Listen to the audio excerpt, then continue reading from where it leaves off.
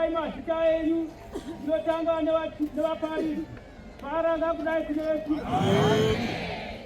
Muparisi wokutanga ndiIsaya Ngani eibvira Bhauma Harare. Muparisi wechipiri ndiJobhu Maingwa eibvira Bhauma Urungwe.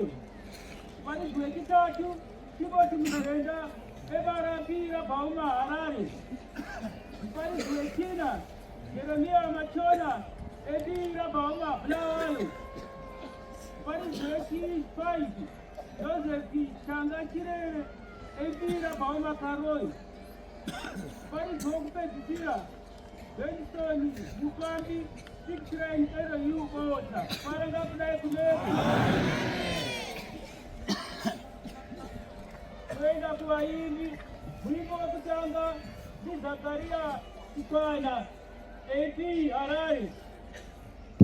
Mwimbo wechipiri Simon Zosora eibvira Bhauma Harare.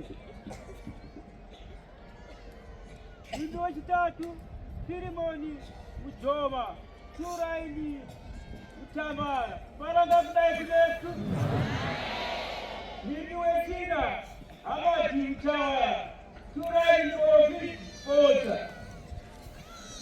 Mwimbo wechitanu Jagudo Sixrain Deka.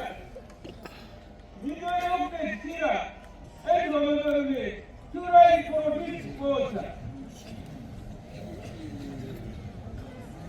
Kweyama Zvetumwa Kumairei Zebatika Machengeterwayo Zebatika Nemajivo Zebatika Kunaoneka Mata.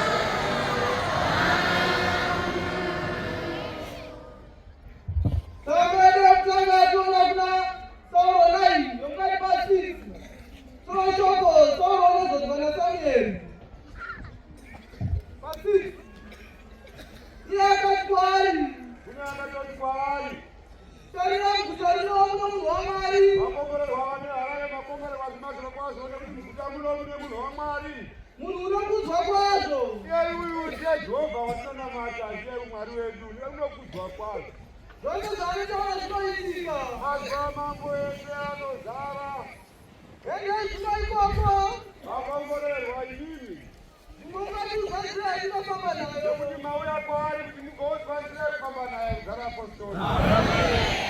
ndinotaura katumuranda wake Iye muranda wakaura akatoti kuna mambo wake. atarire kana tena chandomuitire munhu uyo Zara Apostoli. Varongwa zvamwari. Tinotenda mukuru wamazuva, tinotenda mutumwa senipirioni. Marangarira guta renyu reHarare, marangarira vanhu venyu Zara Apostoli. Takomborerwa hama neshamwari nekuti muguta muno zvemazuro kwazvo mune munhu waMwari. Muguta muno mufudzi wedu vakanaka mutumwa Nemirozi. Makwai enyu aungana asangamire. Nekuti Jehovha kudenga akambokuvimbisai kuti fara seJoni, nekuti vanhu vachamunamata vachawanda. Nemaziso angu Mwari ndikuona pamberi penyu changamire kuti vanhu vaye havasawanda. Zvino mubara wenyu ndichauwanawo rini changamire. Nekuti vanhu vaya vamakavimbiswa naMwari kuti mubare hako Zara Apostoli. Tinotenda vanhu vese vanoswedera kwaari mutumwa vane mwoyo zvokwadi, vachigutsikana kuti kunze kwamutumwa Nemirozi hakuna chimwe chinhu, uye hakuna mumwe mambo anokunda chaizvizvi Zara Apostoli. Tinotenda Baba mauya kuzotipa Pasika, ndiwo mutemo usingaperi unochengetwa paupenyu hwedu hwese. Zara naMwari, ine dziri Toyota Corolla Vago ABT 77994, Toyota Honda Fit AGM 7667, Toyota Sienna AGT 4469, ndianogadzisa motokari dzedu Zara Apostoli. Tinotenda mukuru wamazuva nekuti pamutemo usingaperi unochengetwa paupenyu hwedu hwese paJerusarema pagocha pamarange. Makatitengeka Baba, mukatipamisa kusvika mukatiri nzvimbo yemoto, mukatidhora panyeni chaiyo yedu. Saka nhasi tasangana nekuti mutumwa ndini muchengeti Zara Apostoli. Taapano mambo tanzwa pazvinhu zvese kuti pane chiro chakosha kudarika chimwe. Pane kuvandudzwa kweJerusarema. Ichiri nakudombenga makapangana chinhu chikuti chichizara, kuzara kwemazwi, kuzara kwemashoko, kuzara kwemagwaro Zara Apostoli. Rakazarurwa inodini Jerusarema rakaonekwa zviburwa pakudenga rakashongedzwa semwenga. Ratakamirira kubva kare. Totenda mutumwa Nemirozi nguva yazadziswa kutichengetai Baba kuti mabasa iri ratikaribata zvamunotitendera, kutichengeta kuti nere muJerusarema isi tizorionawo Zara Apostoli. Vakakomborerwa vanhu nekuti Jerusarema iri rakashongedzwa tikubva pakudenga, rakashongedzwa semwenga. Saka mwenga ari zvaanogadzirirwa kana achisvika mushame vanhu Zara Apostoli. Vakakomborerwa vanoti pazvino zvinodiwa nomutumwa panguva yacho iyoyo vanozvimhanya-mhanya, ndo pane upostori. Mwezvese zvaite zvingazotera, asi vanhu vanotya mutumwa uyu nekumuda nekumufadza, ivo ndo vanhu vaMwari Zara Apostoli. Akutendai nyika dzese, mabasa edu amunoita tichikuonai, zvese zvakanaka zvinokomborerwa Zara Apostoli. Honai basa redu ratikuita pano mutumwa, tinokumbirai gore rino ratikumbira pamusoro pemabharati. Honai zvazvaita mambo, tinokutendai chakamira kuti makapa vanhu veHarare simba kuti izvozvi zvivakwa zvionekwe Zara Apostoli. Tendai mukuru wamazuva nevana makatipa vari paHarare, makatipa chipo chakanaka chevana vanotiteerera, makatipa vana vanotinzwa mutumwa, makatipa vana vanotinyika. Iro basa rese irori takatuma vana kuti variite Zara Apostoli. Ona basa ratangwa nevanhu vokwamurehwa vabvuka veti vesu kuti mabasa eyoriri rekubocha kwamarange isu tingakundwe here nokwamurehwa. Kwamurehwa ndana hombwe yedu ndokumukira kwedu, yaimwesenda shuwa inotipipidzawo, tinodawo munhu anotipipidza anodiwa Zara Apostoli. Ngativaratidzai kuti kwamurehwa kumusha kune madhongi, mombe, akawanezviraii. Ndaikumbira vanhu vese kuti tichidira panodiwa naMwari panguva iyo Zara Apostoli. Jerusarema yongarenga ndinunguva mugwari kugadzira zvinotetiwa nesu. Nekuti mutumwa wayakanzi vanhu vakapindira ndovachakata basa pamwe chete navo Zara Apostoli. Zvinhu zvese zvakakosha zvakatikoshera, asi pane chimwe chakoshera Mwari panguva iyo. Yatida vanhu vese tichanhange mutangi kuti tisakundwira. Vazokwamurehwa shuwa, onawo mabharati, munhu vamuredu wekasira mabharati, mambaonawo ana homi.